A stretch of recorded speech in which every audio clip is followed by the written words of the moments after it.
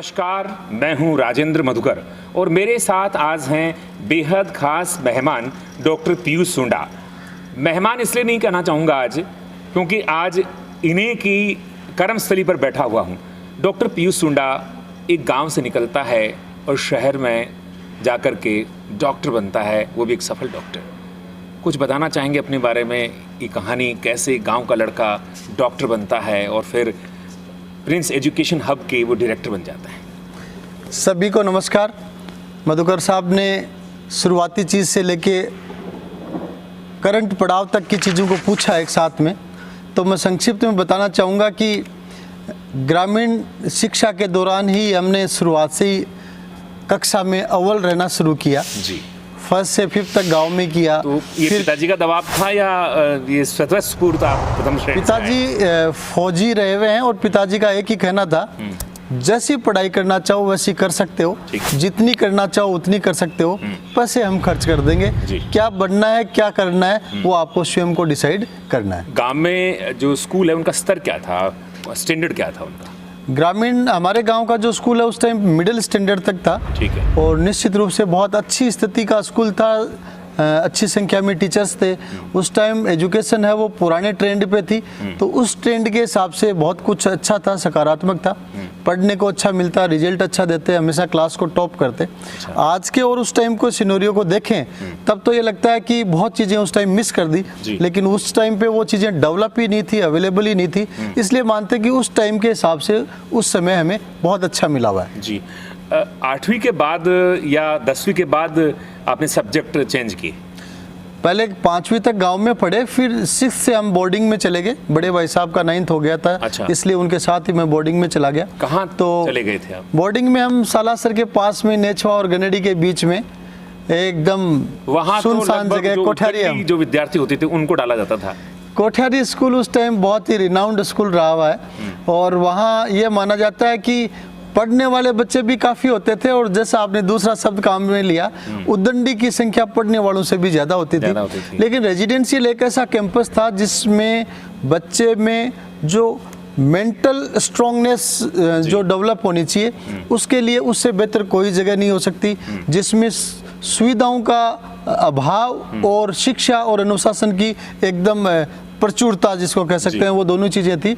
उस लाइफस्टाइल को हमने बहुत अच्छी तरह से यूटिलाइज किया और अपने आप को मजबूत बनाने में भी उस वातावरण का हमने पूरा फ़ायदा उठाया और निश्चित रूप से वो संस्था हमारे कैरियर के लिए एक मतलब माइलस्टोन साबित है। 12th किया वहाँ से मैंने 6 to 10 तक की पढ़ाई की। और बड़े भाई साहब ने 9th से 12th तक की पढ़ाई की। फिर आगे की पढ़ाई के लिए आप कहाँ गए?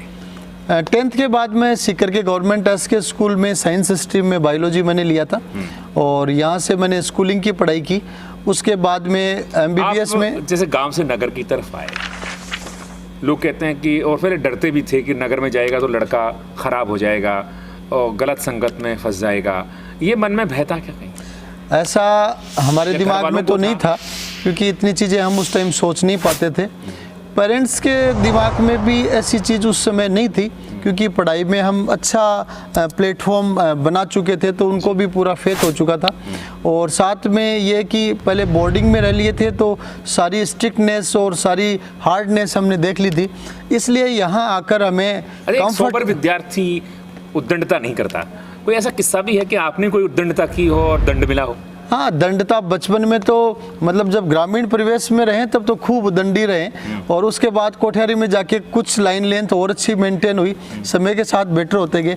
बचपन में तो जो बच्चों की शरारतें होती हैं वो हमारी होती थी और अक्सर शाम को हमारे घर पे हम दोनों भाइयों की शिकायत मिलती थी। 12th में आपके बायोलॉजी थी जी। ये निर्णय आपका स्वयं का था या पिताजी का था?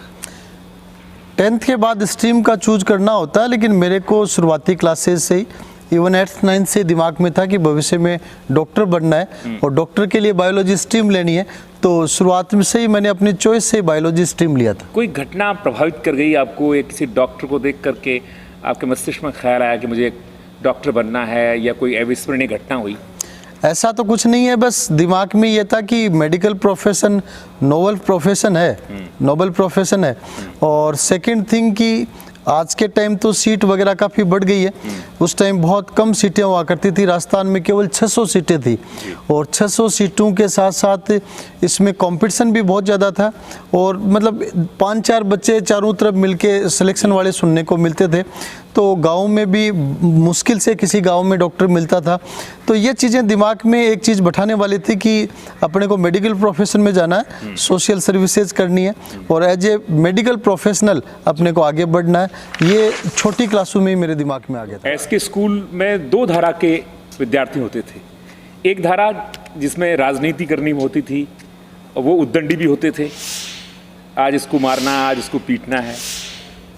एक जिनका प्रतिशत बहुत कम था, वो पढ़ते थे। कभी मन नहीं होता था कि इनके साथ भी चलें, दादागिरी हम भी करें?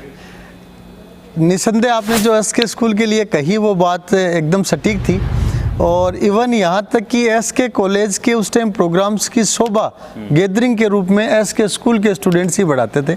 कोई भी किसी कॉलेज के मल्हार में, हाँ, मल्हार हो या कोई एक्टिविटी हो, कोई प्रोटेस्ट हो, जहाँ गैदरिंग करनी होती थी तो वहाँ एसके कॉलेज के स्टूडेंट लीडर्स आते थे और हाथ का इशारा करते तो उसके साथ ही क्लास पीछे हो जाती थी और वहाँ जाके गैदरिंग करते थे। कैसे होते थे? तो निसंदेह उसको हम बहुत ही अलग तरीके से देख के उसको भी एंजॉय करते थे, लेकिन उधर हमारा कभी ज़्यादा क्रेज इस तरह का डेवलप नहीं हुआ। हमने एकेडमी आगे जाकर लीडर बनूंगा, नहीं, ऐसा भी नहीं, बिल्कुल नहीं डेवलप हुआ क्योंकि वो चीज़ें हमें ज़्यादा प्रभावित नहीं कर पाई क्योंकि दिमाग में ये बैठा हुआ था कि मेडिकल लाइन में जाना है, तो वही ओरिएंटेशन था। और हमारे उस टाइम एसके स्कूल ही सीकर में टॉप पे था, सारे चारों तरफ के टॉपर बच्चे वहीं आते थे, इसलिए पढ़ाई का वातावरण भी सरकारी स्कूल होके भी बहुत अच्छा उस टाइम पे था और बहुत अच्छी संख्या में इंटेलिजेंट बच्चे भी वहाँ हुआ करते थे। 12th के बाद आपने सीधा कंपटीशन दिया या कुछ तैयारी अपने घर पर की या उन तो टीचर्स के यहाँ जाते थे? उस टाइम तैयारी का माहौल अलग था, तो मैंने उसके लिए कंपटीशन की तैयारी की और उस प्रयास के मुताबिक मुझे सफलता भी मिली और मेरे का जो स्टेट पीएमटी और ऑल इंडिया पीएमटी है, दोनों में मेरा सिलेक्शन हो गया था। ये परिणाम के बारे में आपको जानकारी कहाँ से मिली कि आपने ये क्रैक कर दी है, आप सफल हो गए हैं? सबसे पहले इसमें ऑल इंडिया पीएमटी का रिजल्ट आया था और जब हम ऑल इंडिया पीएमटी देख के आए थे तो पेपर मेरा कुछ छूट गया था। तो जिस दिन रिजल्ट आया तो मेरे साथी ने कहा कि भाई रिजल्ट आ गया है, अपन रिजल्ट देखते हैं। तो क्योंकि मेरे कुछ क्वेश्चंस अनअटेम्प्टेड रह गए थे तो मेरे को ज़्यादा एक्सपेक्टेशन नहीं थी और उस टाइम ऑल इंडिया पीएमटी के हिसाब से अलग से तैयारी का भी माहौल नहीं था। तो मैंने मेरे साथी को कहा कि भाई ये रोल नंबर मेरे हैं, तू मेरा रिजल्ट तू ही देख लेना। थोड़ी देर बाद में उम्मीद नहीं थी? उम्मीद का कुछ कहा नहीं जा सकता, लेकिन पेपर के क्वेश्चंस छूटने के कारण मेरे को होप कम थी कि अपन अच्छा कर पाएंगे क्योंकि क्वेश्चंस छूटे हुए थे। साथ वाले लोग पेपर करके बहुत खुश थे, लेकिन उस टाइम आंसर की जैसा उपलब्धता नहीं होती थी जो आज के दिन सेम डे आ जाती है।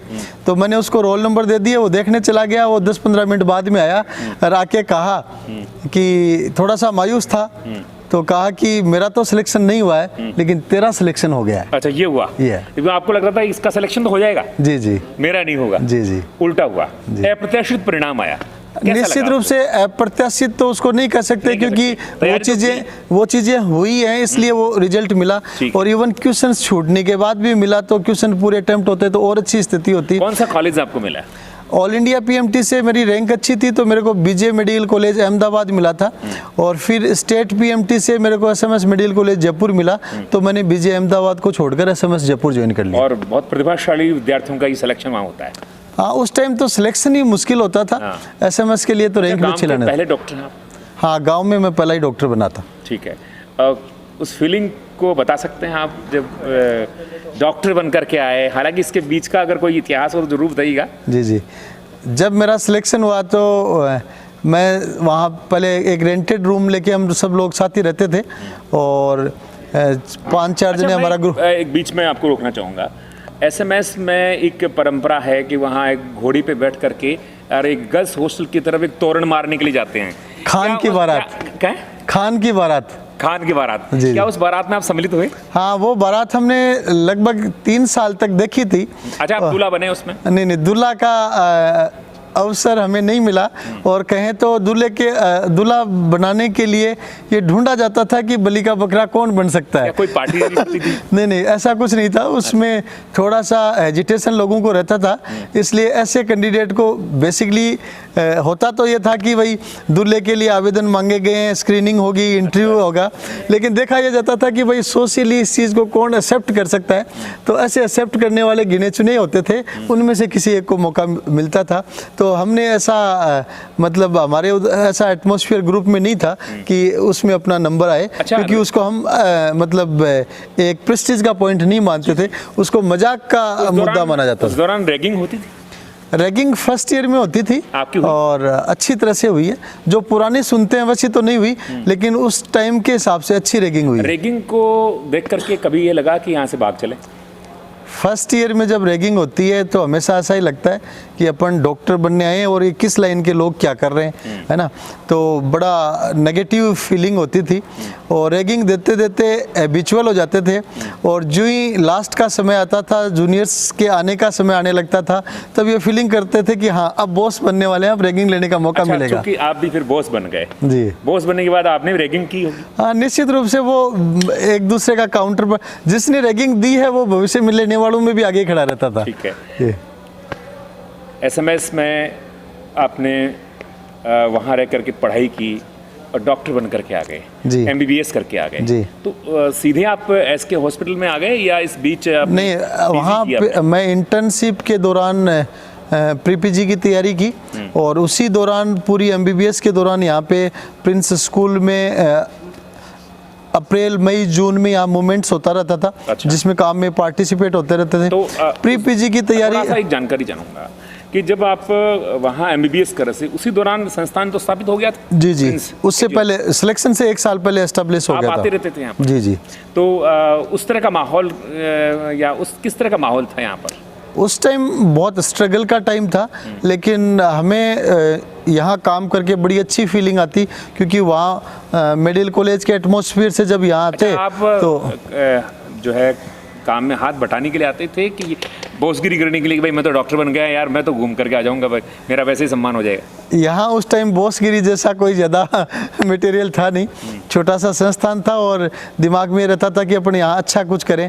तो मैं उस टाइम जयपुर की स्कूल्स के जो न्यूज़पेपर में एडवर्टीजमेंट लगते थे उनको देखता था। वहाँ एडमिशन का माहौल नवंबर दिसंबर में शुरू हो जाता था, यहाँ जून जुलाई में होता था। तो वो देख के मैं काफ़ी कुछ वहाँ से सीखने की कोशिश करता था, और यहाँ अप्लाई करने की कोशिश हम करते थे। और अप्रैल मई जून के महीने में इंस्टीट्यूशन के लिए हम फुल्ली डेडिकेटेड होके हमारी पूरी टीम एक साथ लग के चारों तरफ काम करते थे, बच्चों को जोड़ते थे। उसके बाद साल भर रिजल्ट ओरिएंटेड काम चलता था। यूजी होते ही पीजी करने का मानस आपने बना लिया होगा? ड्यूरिंग यूजी ही पीजी का एटमॉस्फेयर बन जाता है, और इवन मतलब हमारे टाइम पे भी सेकंड ईयर से बच्चे पीजी की तरफ अट्रैक्ट होने लग जाते थे, तैयारी करने लग जाते थे। तो साथ साथ थोड़ी थोड़ी तैयारी करना शुरू कर दी। बीच में यहाँ स्कूल के काम से आते थे तो थोड़ा इंटरप्शन रहता था। तो इंटर्नशिप में भी मैं 3 महीने यहाँ पे आया था, 3 महीने इंस्टीट्यूशन का काम किया था। तो साथी लोग भी का कार्य, हाँ, और उधर पीजी आप कर रहे हैं, दोनों के बीच में किस तरह से सामंजस्य बैठाते थे आप? सामंजस्य तो उस टाइम टफ था, इसलिए साथी कहते थे कि पहली बात तो तेरा प्री पीजी में सिलेक्शन नहीं होगा। ठीक है। और अगर हो गया तो जैसे तूने एक एमबीबीएस की सीट खराब की है वैसे तू पीजी की भी सीट खराब करेगा। अच्छा। क्योंकि उनको मजाक में लगता था कि आप मेडिकल में भविष्य में रहोगे नहीं, ये आपके इंटरेस्ट से लगता जा रहा है। अच्छा। तो फिर प्री पीजी में सिलेक्शन हो गया, तो बीकानेर से पीडियाट्रिक्स में पीजी किया, और उसके बाद में फील्ड में है। अच्छा, चूंकि पीजी आपने वहाँ से किया, पीजी करने के बाद फिर आपने सरकारी नौकरी की? हाँ, मैंने कुछ दिन पीजीआई रोहतक में एसआरशिप की थी, और कुछ समय के लिए गवर्नमेंट एस के हॉस्पिटल में मेडिकल ऑफिसर का भी काम किया था। और उसके बाद में मैं फुल फ्लेस्ड इंस्टीट्यूशन के काम में लग गया था, क्योंकि मेडिकल में डबल साइडेड काम होना कभी भी संभव नहीं हो पाता। और एक दिन मैं शाम को नाइट ड्यूटी पे यहाँ आ रहा था, तो उस टाइम पे भाई साहब ने गाड़ी का गेट खोल कर मेरे को कहा कि सुबह आते हो तो डिसीजन करके आना है कि कौन सी लाइन में रहना है, अच्छा। मेडिकल में रहना है या एजुकेशन में, कि ताकि एक तरफा काम हो, डबल माइंडेड में दोनों तरफ नुकसान होगा। इस दौरान विवाह हो गया था? हाँ, मैरिज पहले just after completion of PG marriage हो गया था। ये अरेंज मैरिज थी, लव मैरिज? अरेंज मैरिज थी विद फैमिली कंसेंट और फैमिली के थ्रू। लव मैरिज को अरेंज मैरिज में बदल दिया? नहीं, परिवारजनों की तरफ से ही प्रस्ताव आया हुआ था। सुना है कि आपके ससुर वो भी आर्मी में थे? डिफेंस में शहीद हुए हैं ड्यूरिंग सर्विसेज, और मेरे पापा जी भी मिलिट्री रिटायर हवलदार हैं। तो डिफेंस का पारिवारिक माहौल ही पहले से अच्छा है और डिफेंस से विशेष लगाव भी है जी। अगर आप डॉक्टर नहीं होते तो क्या होते? सेकंड मेरे दिमाग में पहले तो सिर्फ डॉक्टर का ही था, लेकिन ड्यूरिंग एमबीबीएस थोड़ा बहुत रुझान सिविल सर्विस की तरफ बना था, और उसमें बस हल्का फुल्का सोच विचार ही रहा, कोई ज़्यादा मार्गदर्शन स्ट्रेटजी कहीं से मिली भी नहीं थी। इसी दौरान प्री पीजी में सिलेक्शन हो गया और पीजी में चले गए। तो पीजी में सिलेक्शन के साथ ही आप ये मान लीजिए कि अगर आपकी क्लिनिकल ब्रांच है तो पीजी में आपका सिलेक्शन हो गया तो आप फुल्ली मेडिकल ओरिएंटेड हो जाते हैं, क्योंकि उसमें 17, 18, 20 घंटे की फर्स्ट ईयर में ड्यूटी होती है। तो वहीं सिविल सर्विसेज का टारगेट था, तो दिमाग से वॉश आउट हो गया था समय नहीं मिलने के कारण। तो आपके धर्मपत्नी भी आपके साथ पढ़ती? नहीं, वो उन्होंने तो दूसरे मेडिकल कॉलेज से किया है, और फैमिली की तरफ से अरेंज मैरिज ही हुआ है। Arrange marriage? जी। ठीक है। ऐसा नहीं तो गोपनीय पत्र का आदान प्रदान हो रहा होगा, आखिर में अगर आपने कहा कि भाई मुझे मंजूर है? ऐसा नहीं हुआ और ऐसी आवश्यकता ही नहीं पड़ी। अच्छा। और पारिवारिक तौर पे रिश्ता हुआ है, क्योंकि आपको एक स्टेब्लिश एक ऐसा संस्थान मिला जी। इसको चलाने में कोई जोर आया, कोई चुनौती थी? क्योंकि भाई साहब तो पहले से ही स्टेबल थे और प्रिंस तब तक नाम हो चुका था। शुरुआत से ही मतलब इंटरप्शन और काम का रोल यहाँ रहता था, और रहते रहते ही काम आगे बढ़ता गया। तो ऐसे शुरुआत में भाई साहब ने खूब स्ट्रगल देखे हैं, लेकिन मैंने साथ ही काम किया है, अलग से व्यक्तिगत स्ट्रगल नहीं देखा। और मेरा जो काम रहता था वो मोस्टली एकेडमिक ओरिएंटेड रहता था। तो शुरुआत में सबसे बड़ा स्ट्रगल इकोनॉमी का ही होता है, तो वो इकोनॉमी का स्ट्रगल मैंने नहीं देखा, भाई साहब नहीं देखा। लेकिन ऐसा माना जाता है कि जब आप आए तो आपने नवाचार किए। निसंदेह शुरू से ही नवाचार होते गए, और प्रिंस में हमने एक फैक्ट को हमेशा आगे प्रायोरिटी पे रखा है कि what ever the latest thing existing in educational world in any country, even in all developed countries, वो सब चीजें प्रिंस में होनी चाहिए। यात्राओं के बाद आपने मानस बनाया या जब आप पढ़ रहे थे तब आपका था कि नहीं भाई साहब तो ट्रेडिशनल तरीके से चल रहे हैं, मुझे कुछ नवाचार करना है? आपको लगा होगा कि जब मैं सिंगापुर गया या यूएसए गया तो वहां से मैंने सीखा होगा। जी। क्या मधुकर जी, आपको ऐसा लगता है? मैंने आपकी फेसबुक पूरी खंगाली है और मैंने पाया है कि आप फॉरेन जाते रहते हैं, फॉरेन टूर करते रहते हैं। मुझे लगता है कि ये कॉन्सेप्ट आपने वहां से इसमें आपको एक संशोधन करना होगा। मेरा पासपोर्ट लगभग 12 महीने पहले बना है और मेरे पासपोर्ट पे अभी तक ठप्पा लगा हुआ नहीं है, इसलिए जो भी हमारी एकेडमिक न्यूअर थिंग्स रही वो इंटरनेट सर्च और अच्छी स्कूल्स को फॉलो करके को देखकर तो लग रहा है कि आप कहीं फॉरेन में खड़े हैं, किसी लोटस वैली के पास खड़े हैं, तो मुझे लगा ये नाम तो कुछ फॉरेन का। वो ज्यादातर फोटोग्राफ्स है वो हमारे कैंपस के ही है। अच्छा। और यहाँ सब वैली के बारे में कुछ बताना चाहेंगे? ये हमारा मिडिल स्कूल है। अच्छा। और सीबीएसई प्रिंस एकेडमी का पार्ट है और जूनियर स्कूल है। तो इसमें हमने छोटे बच्चों के लिए अलग से विंग बना रखा है ताकि उन बच्चों को बहुत अच्छा इंडिविजुअल फोकस मिल सके। ये लोटस वैली से पहले फ्लोरिटा था। फ्लोरेटो ये बगल में है। फ्लोरेटो ये आईसीएसई बोर्ड का स्कूल है और इसका थीम पूरा अलग है। लोटस वैली का सीबीएसई इसका अलग है। खास बात क्या है? लोटस वैली में एक latest CBSE school junior school में जो चीज़ें होनी चाहिए, एकेडमिक नॉन एकेडमिक, वो सारी चीज़ें हैं। और मैं कहना चाहूँगा कि आज के दिन इन बच्चों का जो डेवलपमेंट हम देख रहे हैं एकेडमिक और नॉन एकेडमिक दोनों ही तरीके से, वो देखकर हमें लगता है कि हमें बचपन में कुछ नहीं मिला। लोटस वैली से क्या आशय है? लोटस वैली हमने प्रिंस एकेडमी का जूनियर विंग डेवलप किया है और ये छोटे बच्चों के लिए मॉन्टेसरी नर्सरी टू 8th तक का डिवीज़न है। और इसको अलग बनाने का हमारा मुख्य उद्देश्य ये रहा कि स्कूलिंग भी primary, pre primary, middle, secondary, senior secondary सबका अलग थीम होता है, अलग वर्क स्टाइल होती है। तो इसको हमने छोटे बच्चों के हिसाब से बहुत ही क्रिएटिव इनोवेटिव तरीके से डेवलप किया है और फीमेल स्टाफ है मैक्सिमम ताकि छोटे बच्चों की केयर अच्छी हो। तो इस विंग को डेवलप करने के बाद स्टूडेंट्स के डेवलपमेंट में भी बहुत अच्छा निखार आया है। क्या परिणाम रहे? बहुत अच्छा, बच्चे मतलब इतना अच्छा ओवरऑल कर रहे हैं। आप सोशल मीडिया पे भी बच्चों की एक्टिविटीज़ देख रहे होंगे कि बच्चे अच्छे स्कॉलर के साथ, एकेडमिक्स के साथ बच्चे अच्छे प्रेजेंटिंग ओवरऑल डेवलपमेंट जिसको बोलते हैं, वो सब बच्चों का डेवलपमेंट हो रहा है। प्रेजेंटेशन अच्छा हो रहा है, आर्ट एंड क्राफ्ट में अच्छे जा रहे हैं, एक्टिविटीज़ में बच्चे अच्छे जा रहे हैं। तो निसंदेह ये विंग अलग डेवलप करने के बाद प्रिंस एकेडमी के जो जूनियर क्लासेज के बच्चे थे उनमें बहुत अच्छा निखार आना शुरू हो गया। कहाँ के विद्यार्थी यहाँ पर विद्या अध्ययन करने के लिए आते हैं? प्रिंस एकेडमी कैंपस में या प्रिंस एजुकेशन हब में 6th ऑनवर्ड्स बोर्डिंग शुरू हो जाता है। तो प्राइमरी विंग्स में सारे सीकर शहर या लगभग 30, 40, 50 किलोमीटर की दूरी के बसों के बच्चे हैं।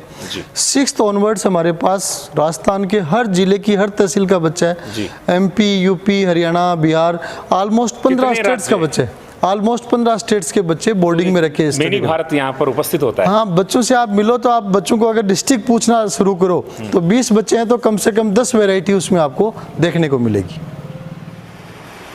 अध्ययन के अलावा अन्य कौन सी गतिविधियां हैं जिन पर आप पूरा फोकस रखते हैं? मधुकर जी, इस क्वेश्चन को मैं थोड़ा सा चेंज करना चाहूँगा जी। अगर आप पूछें कि अध्ययन के अलावा ऐसी कौन सी एक्स्ट्रा गतिविधियां हैं जो प्रिंस में नहीं होती हो, तो शायद मुश्किल से कोई नाम बताने को मिलेगा। अदरवाइज एकेडमिक्स के साथ साथ जैसे बहुत बार चर्चा चलती है कि प्रिंस में ऐसा क्या है, प्रिंस इतना फेमस क्यों है, प्रिंस में इतने बच्चे क्यों हैं। हम तो देखते हैं कि वो प्रिंस का जब परिणाम आता है तो मेरिट देखते हैं लोग जी जी कि ये संस्थान जिसमें मेरिट आती है, तो बाहर मेरिट देखी जाती है, लेकिन जब विजिटर यहाँ आते हैं तो आप अगर हमारे कैंपस को पूरा विजिट करेंगे तो सुबह से शाम हो जाएगा कि एक एक डिपार्टमेंट को देखेंगे। तो अभी अपन संयोग से इधर आवाज आ रही थी तो आवाज नहीं आए, ये कहने के लिए इधर आए थे। तो आपने देखा ये हमारा म्यूजिक बैंड का रूम है, कैप्टन KC भट्ट साहब है, कोरोना में गर्निंग है, तो ये बच्चे जो भी इच्छुक होते हैं आते हैं, उन बच्चों को ये ट्रेंड कर रहे हैं। और लास्ट ईयर प्रिंस एकेडमी का जो म्यूजिकल बैंड है उसको MHRD मानव संसाधन विकास मंत्रालय, आज का भारत सरकार का शिक्षा मंत्रालय ने इंटर स्कूल बैंड कंपटीशन करवाया था। उस बैंड कंपटीशन में ऑल इंडिया में 2nd रैंक हमारे बैंड की रही थी।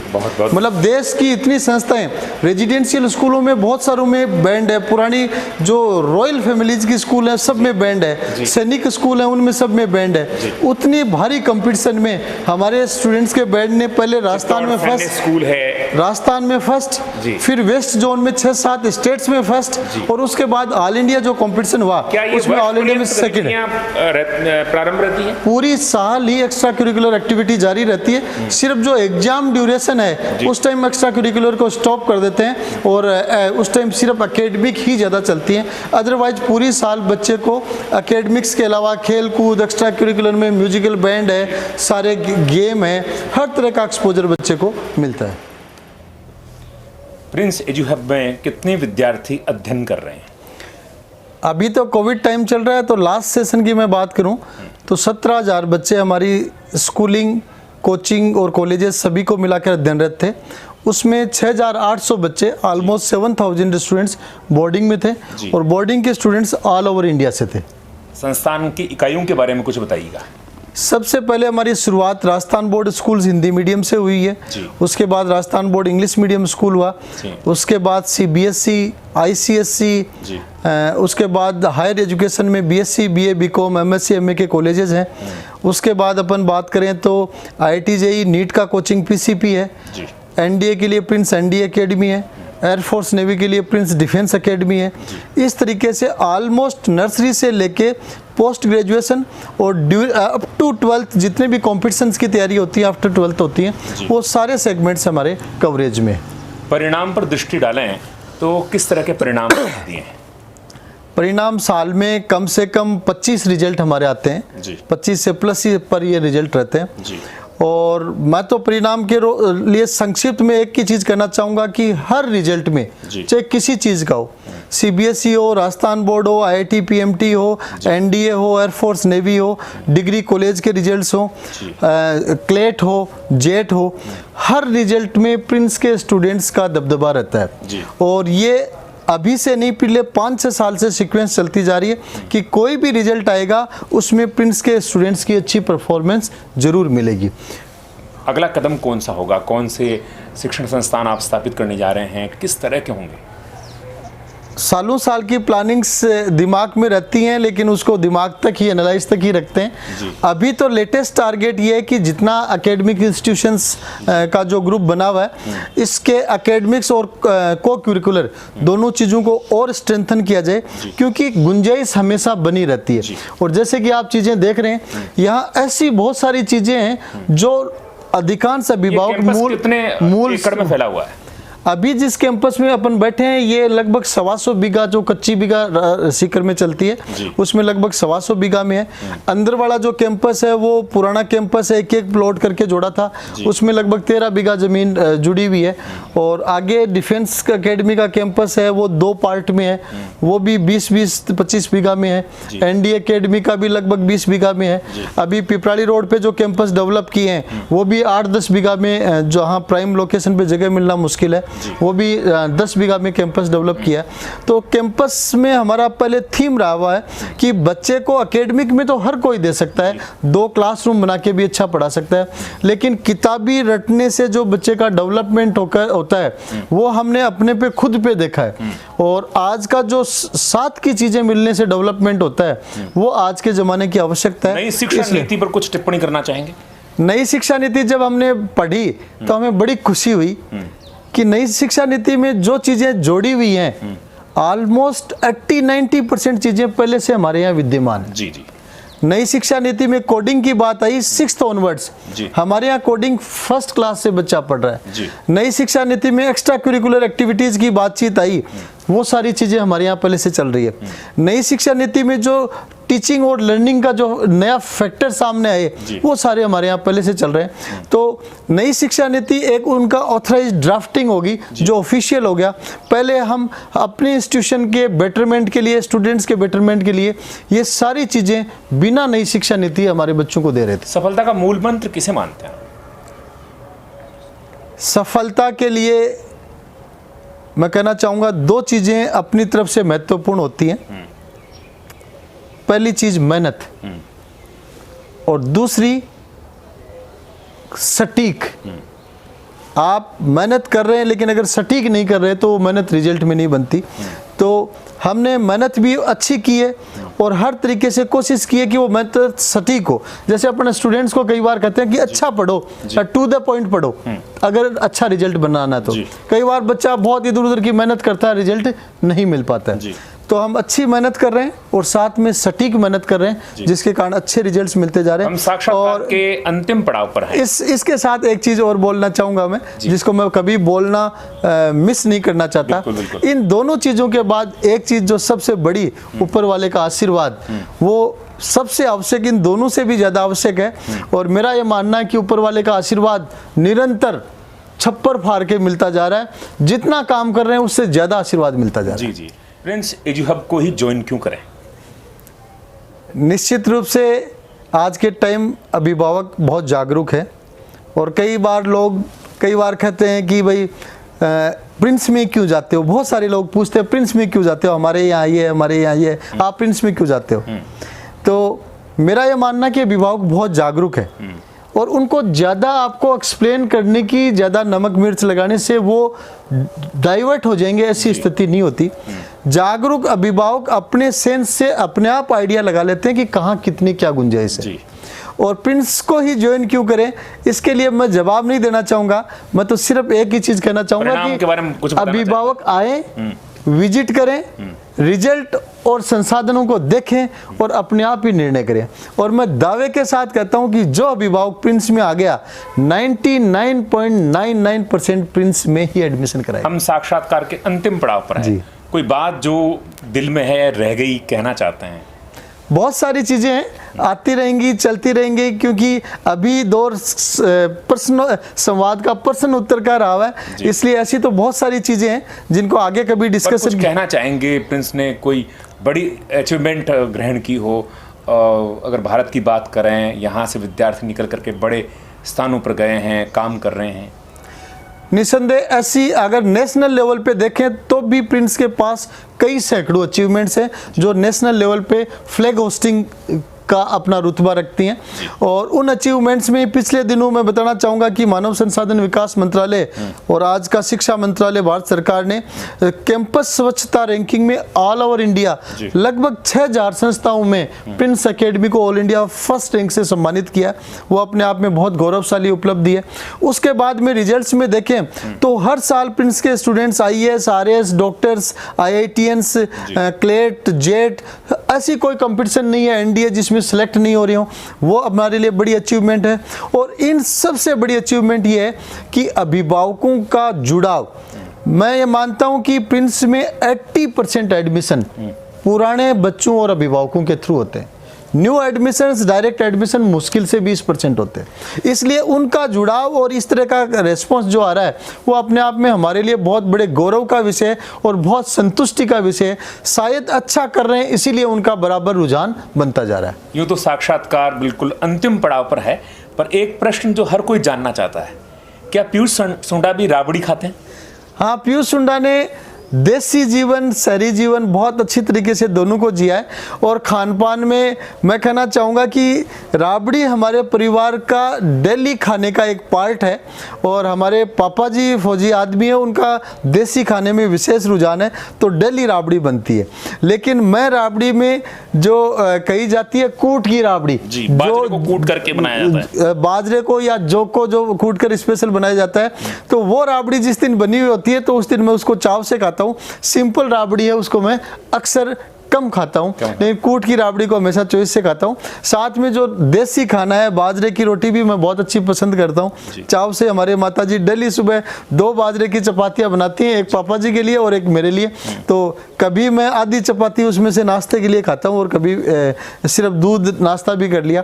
तो देसी खान पान का बहुत अच्छा एंजॉय करते हैं। और आज की जनरेशन एडवांस है तो बच्चे फास्ट फूड के भी शौकीन होते हैं, तो कभी कभार उनके फास्ट फूड में से भी छोटा सा स्लाइस काम में ले लेते हैं। जी बहुत बहुत धन्यवाद सुंडा जी, आपने ढेर सारी बातें बताई अपने बारे में और हमें समय दिया, इसके लिए हम आपको देते हैं धन्यवाद। थैंक यू मधुकर साहब, आपका भी बहुत बहुत धन्यवाद कि आपने इस संवाद के लिए हमें चुना और इस संवाद के माध्यम से प्रिंस एजुकेशन आपकी बहुत सारी चीज़ें आमजन तक पहुंचाई। आपका भी बहुत बहुत धन्यवाद।